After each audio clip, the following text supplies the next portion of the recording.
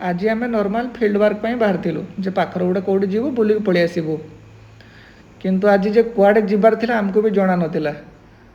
मु एपटे एरिया रे नुआ नवरंगपुर छाड़ी अन्य डिस्ट्रिक्ट को जाई नथिली। फास्ट टाइम आज नवरंगपुर बॉर्डर क्रॉस करिकी मु आज जाउची कलाहांडी डिस्ट्रिक्ट। से पुणी कौटी ना आंबपाणी घाटी। मु बहुत शुणी किंतु केबे जाई नथिली। तो फास्ट टाइम मोर इच्छा थिला बहुत देखिबी। घाटी मु पहुँची गली भाविली बहुत डरावना रास्ता बहुत खराब होती ना सेमती किसी नथिला। रास्ता पूरा चकाचक थिला पूरा एमती जोड़ा पूरा 180 डिग्री जोड़ा बेंड होती से टिके डर लगुला जोड़ा कि एमती कि जो बड़ गाड़ी आसूला सी पूरा रास्ता कभर करके आसूला टिके ये लगुला।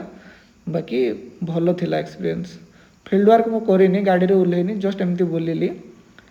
एटा आपणकर आंबपाणी थाना बहुत भल डिजाइन थिला से वीडियो बनईदेली। तो यू बरगढ़ रहा 300 किलोमीटर रायपुर 272 किलोमीटर करक जलप्रपात यहाँ है कलाहांडी और नवरंगपुर मझिरे गाँव भिडियोटा एमती बनैली कि गाँटा पूरा जमती रूराल वीडियो रे थाए कि सेमती पूरा माटी घर भी थिला।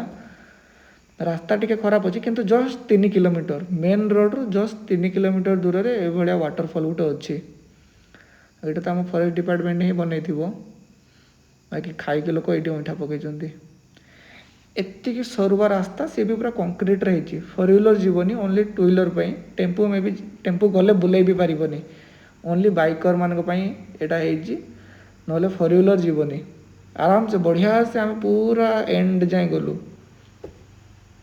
से जस्ट 100 मीटर चलले वाटरफॉल जस्ट 100 मीटर चलली आसिक मुझे पहुँची गली। पूरा ब्यूटीफुल बेसी किसी स्ट्रगल करते पड़ानी आसिक पूरा लोकेशन ले पहुँची गलु। ये जो धुआं उड़ू टे गंजे टाणु ना लेफ्ट साइड रे स्कूल पिला स्कूल नुहे कॉलेज पिला किसी आसिक रोसे करते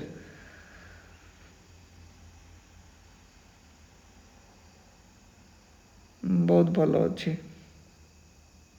आमर तो बालेश्वर तो ना मयूरभंज तो बहुत वाटरफॉल अच्छी तो बहुत भल थिला। एମାନେ କେମିତି ବଳଦରେ କାଠ ବାନ୍ଧିକି ଜଙ୍ଗଲରୁ ନେଉଛନ୍ତି।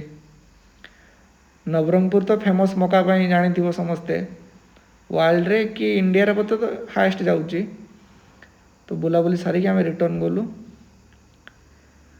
ଆଜି ଏଇଟା ଆୱାରନେସ୍ ଭିଡ଼ିଓ ବନେଇଲି ଯେ ମାଙ୍କଡ଼ମାନଙ୍କୁ ରାସ୍ତା ଉପରେ ଖାଇବାକୁ ଦିଅନି। ଗାଡ଼ିରେ ବସିକି ସେମିତି ଝରକା ବାଟେ ଖାଇବା ପକାଇ ଦେଉଛ ବୋଲି ସେ ପଳେଇ ଆସୁଛି। ତ ଟିକେ କଷ୍ଟ କରିକି ଆଉ ଟିକେ ପୁଣ୍ୟ କର ରାସ୍ତା ସାଇଡ଼ରେ ନେଇକି ଦିଅ।